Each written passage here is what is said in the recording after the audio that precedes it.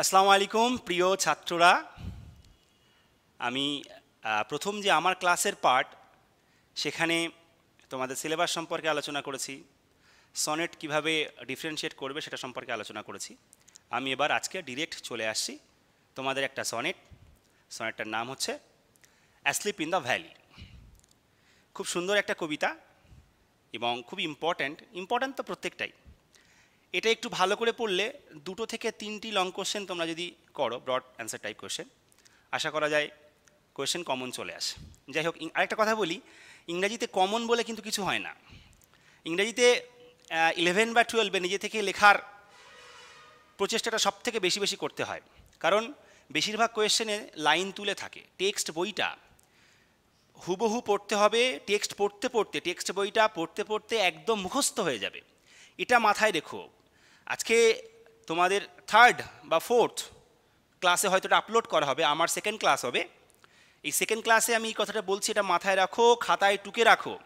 ভালো রেজাল্ট করতে গেলে ইংরেজিতে টেক্সট বইটা তোমাদের খুঁটিয়ে পড়তে হবে, কারণ প্রায় 60 নাম্বার, প্রায় বলবো না 60 নাম্বার তোমাদের টেক্সচুয়াল প্রায় থাকবে।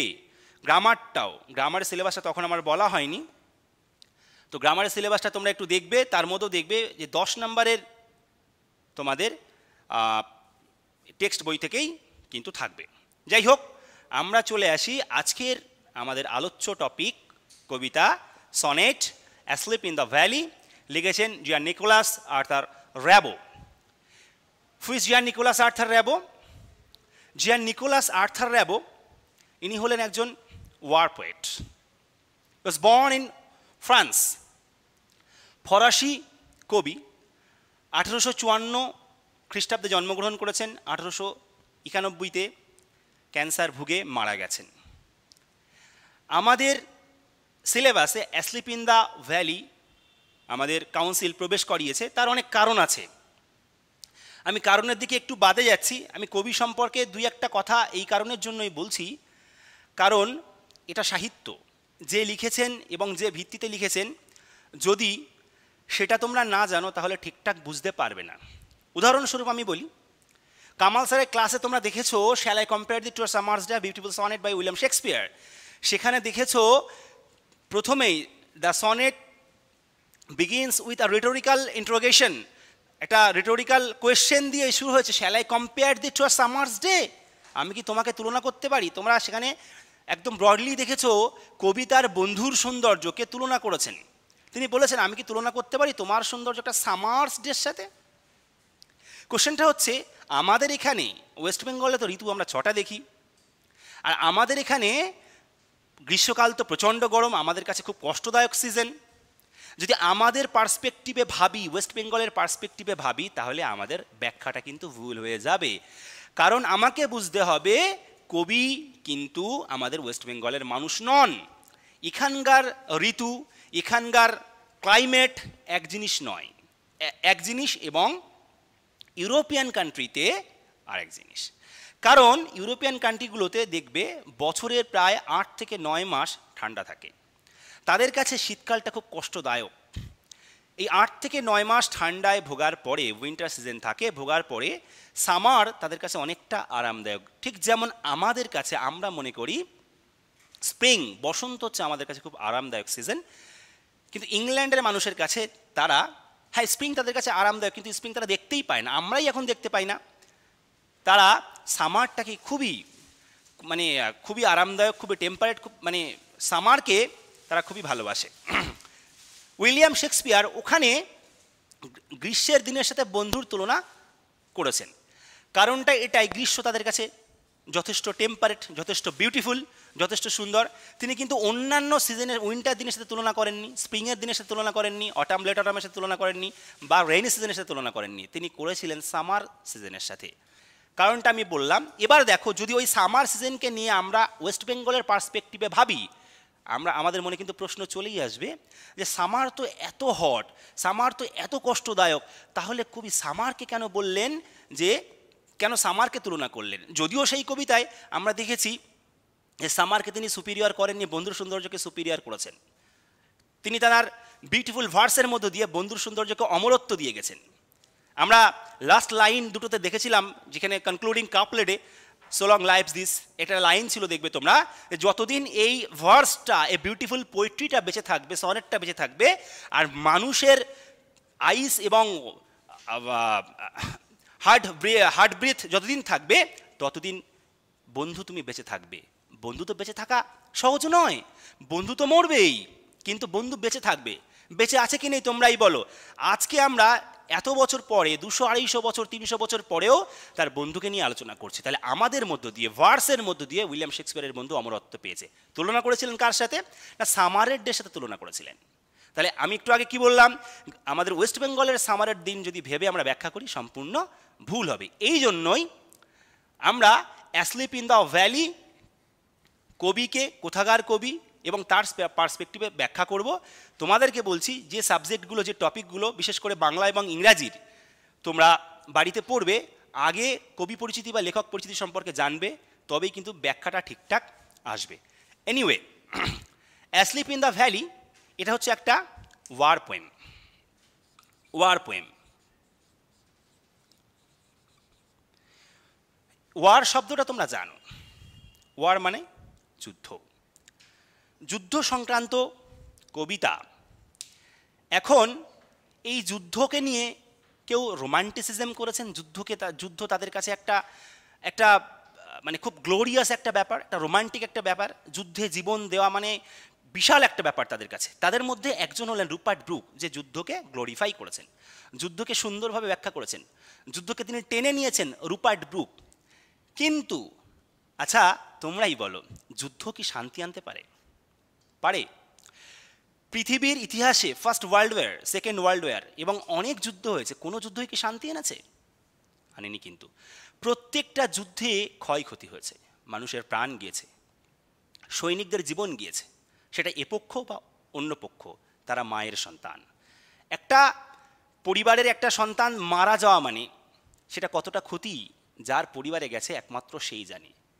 সো যুদ্ধের ব্রুটালিটি নিয়ে, ফিউটিলিটি অফ ওয়ার নিয়ে যে সমস্ত কবি কলম ধরেছেন, তার মধ্যে একজন অন্যতম হলো আমাদের জিয়ান নিকোলাস আর্থার রিবে, ফরাসি poet. He has the first hand experience about war. যুদ্ধ সম্পর্কে একদম ডিরেক্ট এক্সপিরিয়েন্স আর্থার রিবের আছে। আর্থার রিবে একজন, আর কে আছে? উইলফ্রেড ওয়েন, সিগফ্রিড সেসুন, এরা হচ্ছে ওয়ার পোয়েট। এরা যুদ্ধ যে খারাপ জিনিস, যুদ্ধ যে মানুষকে ধ্বংস করে, সেটা নিয়ে লিখেছেন, যুদ্ধের বিরুদ্ধে লিখেছেন। সৈনিকরা যুদ্ধে যেতে তারা বাধ্য হয় মন থেকে, কিন্তু হয়তো অনেকে চায়, অনেকে চায় না। এই সমস্ত কবিরা এরা যুদ্ধের বিরুদ্ধে ছিলেন, আর যুদ্ধকে নিয়ে লিখেছেন, বললাম রুপার্ট ব্রুক। যাই হোক, আমাদের present poem asleep in the valley, এটা একটা ওয়ার পোয়েম। ওয়ার পোয়েম সম্পর্কে আমি তোমাদের পরিপূর্ণ ধারণা দিয়ে দিলাম। এবার আসি আমরা যে কোথা থেকে বা কেমনভাবে এটা কালেক্ট করা হয়েছে কবিতাটা। আমরা যে এখন টাইটেল পাচ্ছি অ্যাসলিপ ইন দ্য ভ্যালি, কবি আর্থার রিবে এই টাইটেল কিন্তু করেননি, কারণ তিনি ছিলেন ফরাসি।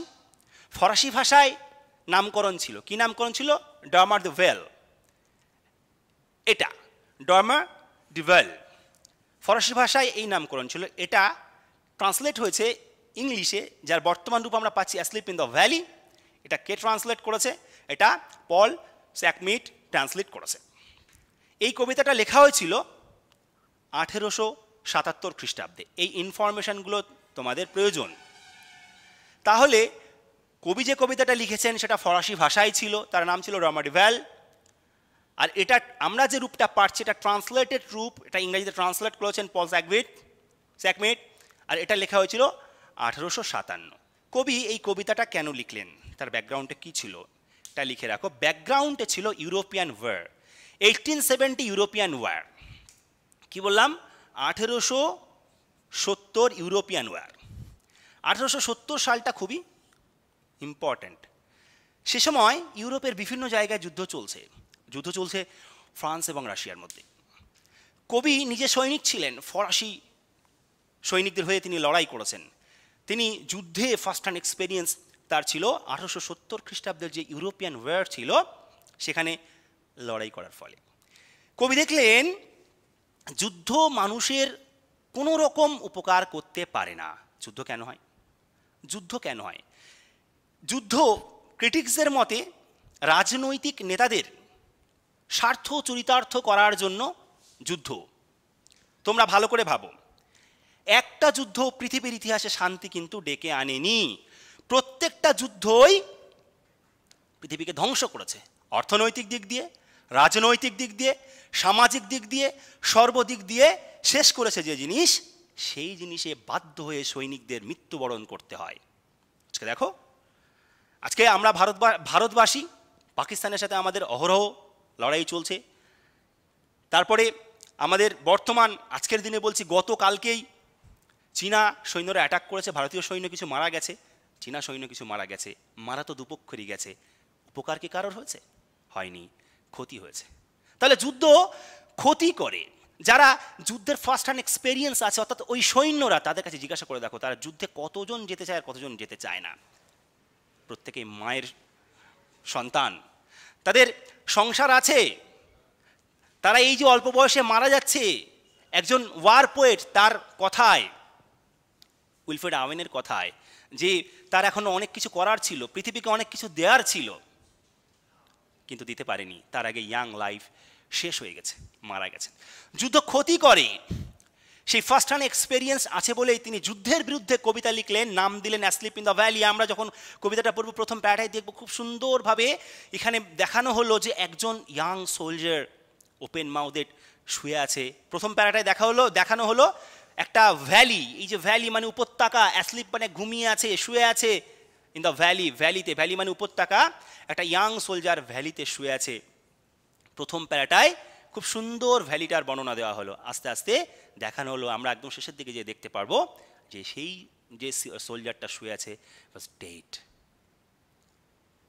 তার লাইফটা শেষ হয়েছে, একটা ইয়াং ছেলে।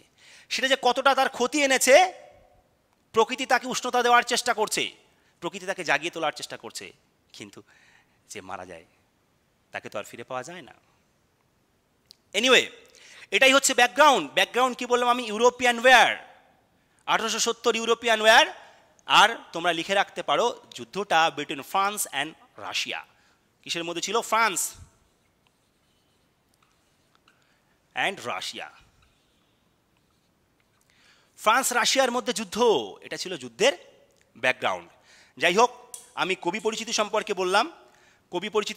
বললাম, এবং কোথা থেকে নেওয়া হয়েছে বললাম, ওয়ার পোয়েম সম্পর্কে বললাম, কারা ওয়ার পোয়েম লিখেছেন, কারা ওয়ারের বিরুদ্ধে ছিল, কারা ওয়ারের হয়ে লিখেছেন, এইগুলো বললাম।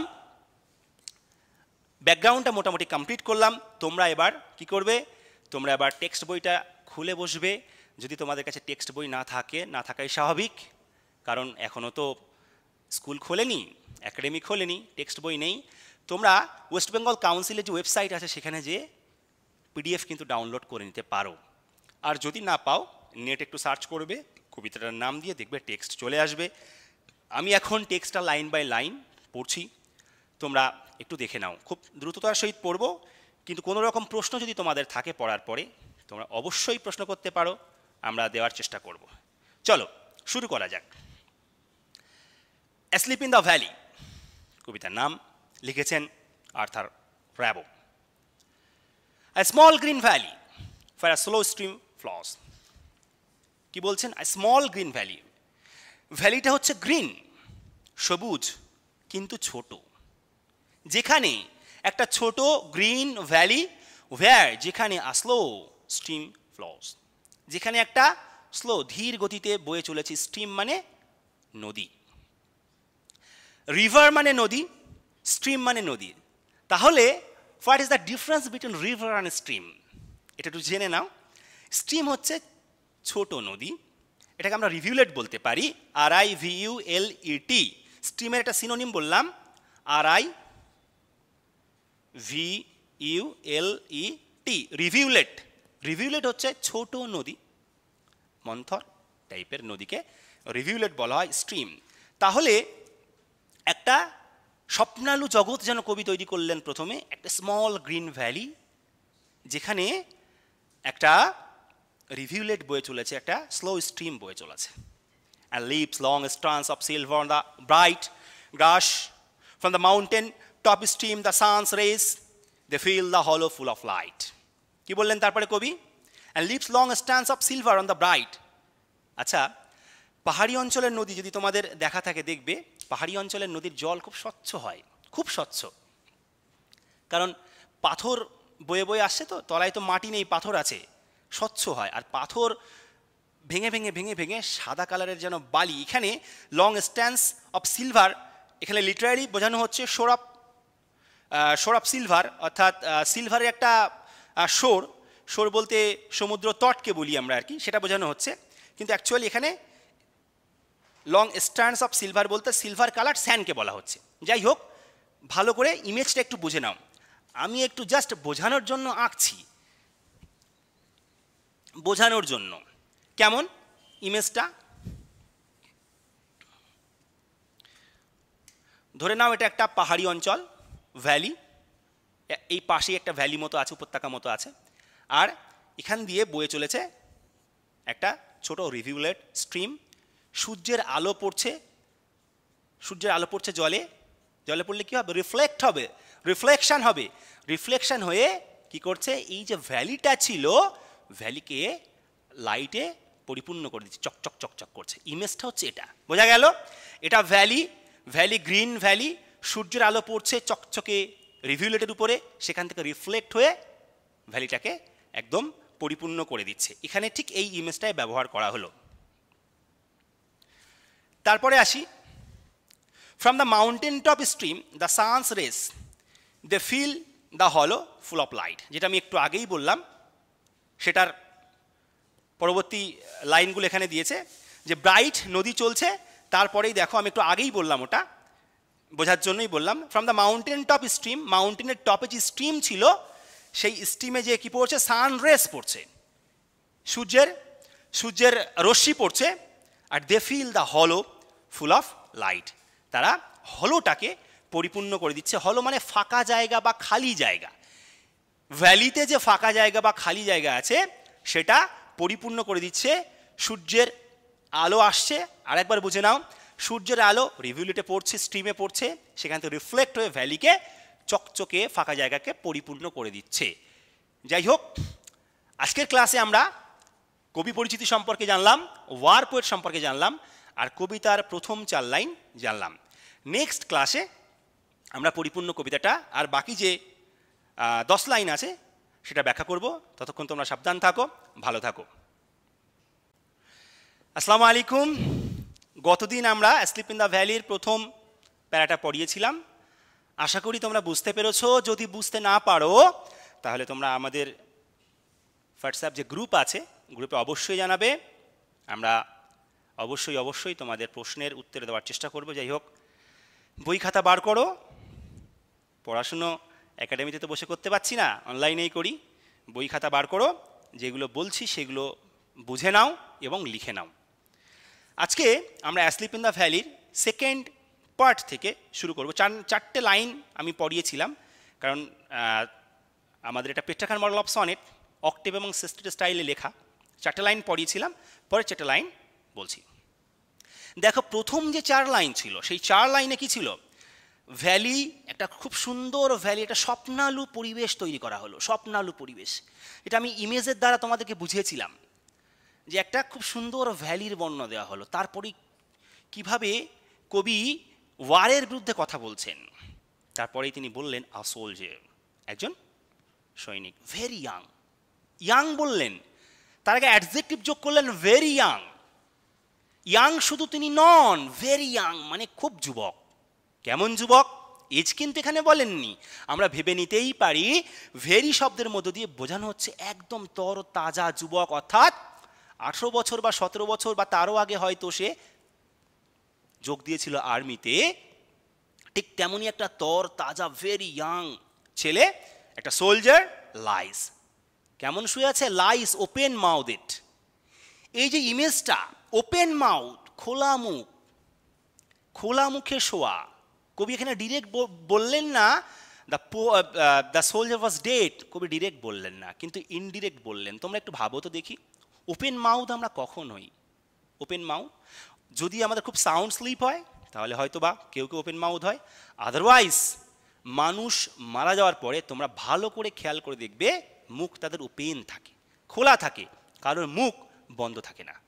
ভালো করে খেয়াল করে দেখবে, এখানে একটা ইনডিরেক্ট ইন্ডিকেশন দেওয়া হলো যে soldier open mouth, that means soldier was dead.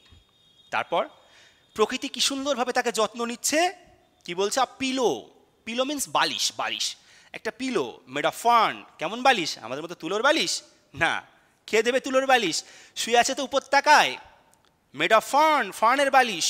Fern হচ্ছে এক ধরনের, তোমরা জানো, জাতীয় গাছ। সেই মেড অফ ফার্নের পিলো, বিনিথ হিজ হেড, মাথার বিনিতে আছে একটা পিলো আছে। তারপর দেখো অ্যাসলিপ, কেমন আছে? শুয়ে আছে, ঘুমিয়ে আছে। স্ট্রেসড, কেমন আছে? হাত পা গুটিয়ে শুটিয়ে শুয়ে নেই, স্ট্রেসড আছে, প্রসারিত আছে। আরও একবার ইমেজারি দিচ্ছে, ভালো করে বোঝো, মানুষ মরে গেলে স্ট্রেসড হয়ে যায়। একটা কথা আছে দেখবে, বলা হয় কুকুরের লেজ আর সাপের চলা মরার পরে সোজা হয়, অর্থাৎ মরার পরে সবাই স্ট্রেট হয়ে যায়। এখানে স্ট্রেসড আছে, প্রসারিত আছে। মানুষও দেখবা মরার পরে হাত পা একদম সোজা হয়ে যায়, মনে হয় যেন মানুষটা ছোট ছিল অথচ কত বড় দেখাচ্ছে। ঠিক এখানে ডিরেক্ট বলছেন না কবি, কিন্তু ইনডিরেক্ট ইন্ডিকেশন দিচ্ছেন। Asleep, stressed in the heavy undergrowth. Very important একটা word, undergrowth. What is undergrowth? লিখে রাখো খাতায়। আন্ডারগ্রোথ হচ্ছে থিক বুশেস, বুশ মানে ঝোপঝাড়, থিক বুশেস, THICK, থিক। তাহলে হোয়াট ইজ আন্ডারগ্রোথ লিখে নাও খাতায়, থিক বুশেস।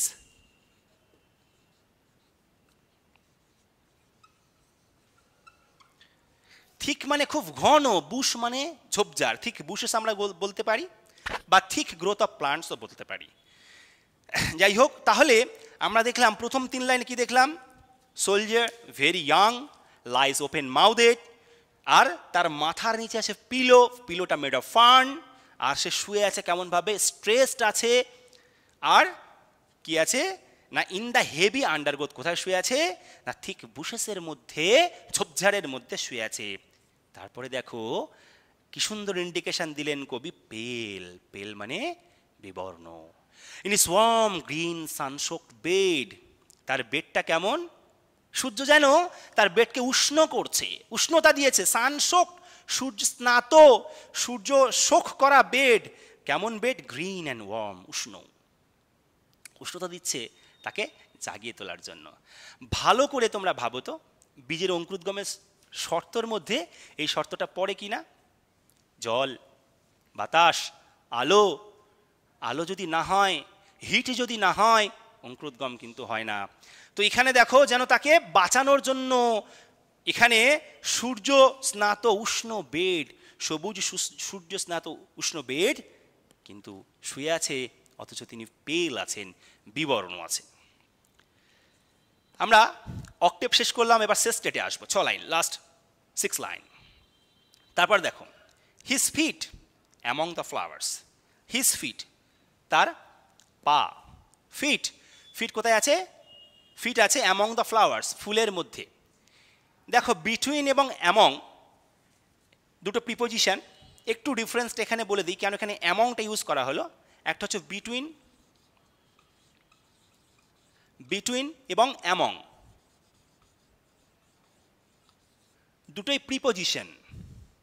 অ্যামং কোথায় বসে? অ্যামংও তুলনা করতে বসে, বিটুইনও তুলনা বোঝাতে বসে। তাহলে ডিফারেন্সটা কি আছে? বিটুইন দুইয়ের মধ্যে তুলনা করতে বসে, দুইয়ের মধ্যে। যেমন ডিভাইড দি ম্যাঙ্গোস between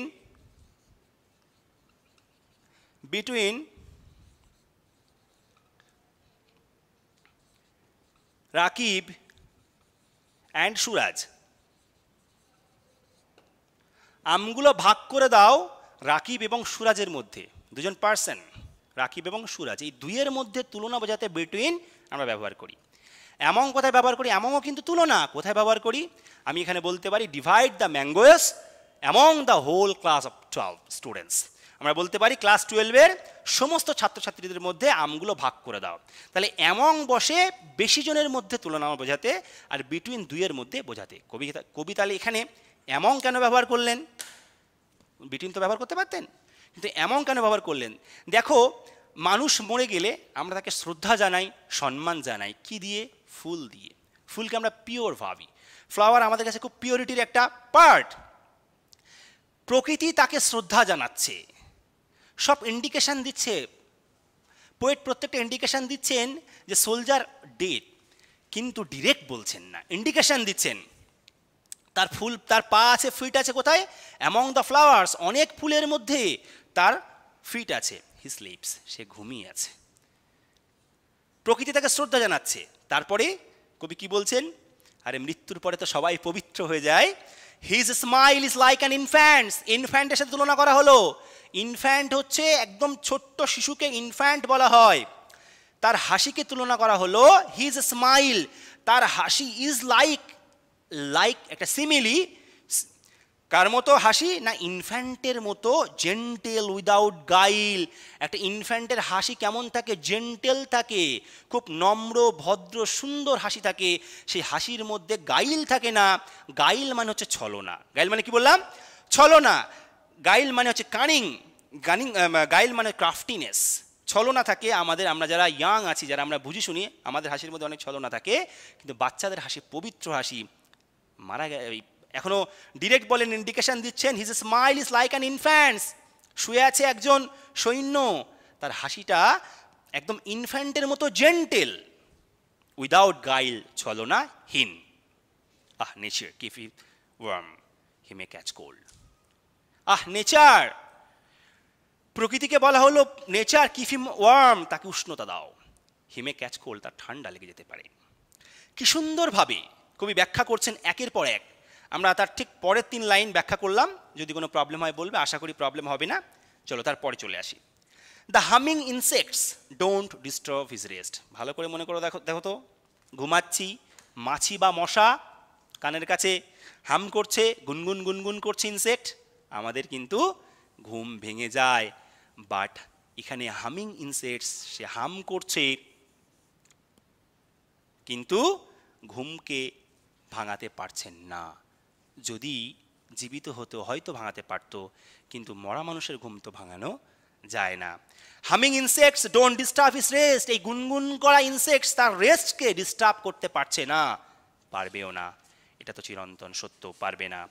দেখো, এতক্ষণ আমরা মোটামুটি 8 আর 4 12 লাইন, প্রথমে আমরা 4 লাইন ভ্যালির সৌন্দর্য নিয়ে দেখেছি, তারপরে আস্তে আস্তে আস্তে আস্তে সৈন্যর বর্ণনা দিয়েছেন। Last 2 line very very important, last 2 line, কারণ এখানে হঠাৎ করেই আমরা একটা স্বপ্নালু পরিবেশের মধ্যে ছিলাম, স্বপ্নালু জগতের মধ্যে ছিলাম, কিন্তু কিভাবে আমাদেরকে, আমাদের বিবেককে নাড়িয়ে দিল। যুদ্ধের বিরুদ্ধে কবি কিভাবে আমাদের বিবেককে দংশন করালো। দেখো, বলছেন হি স্লিপস ইন সানলাইট, সূর্যের আলোতেও ঘুমিয়ে আছে।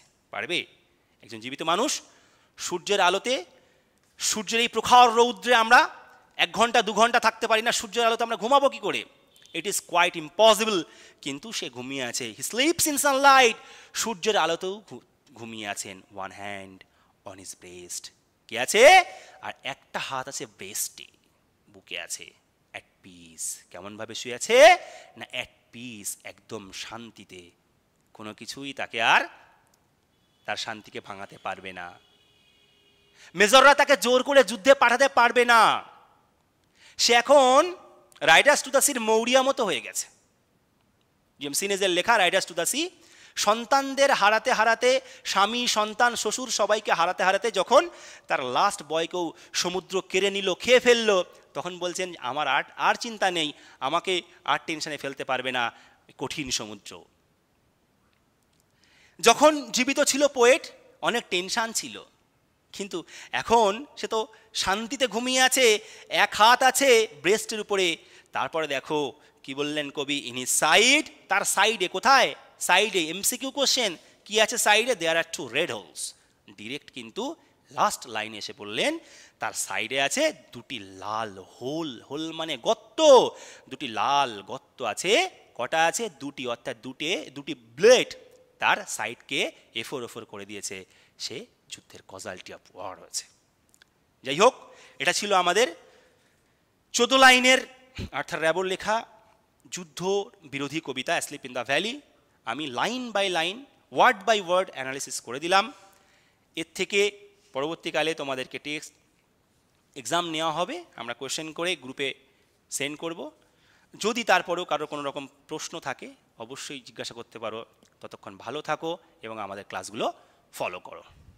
আসসালামু আলাইকুম।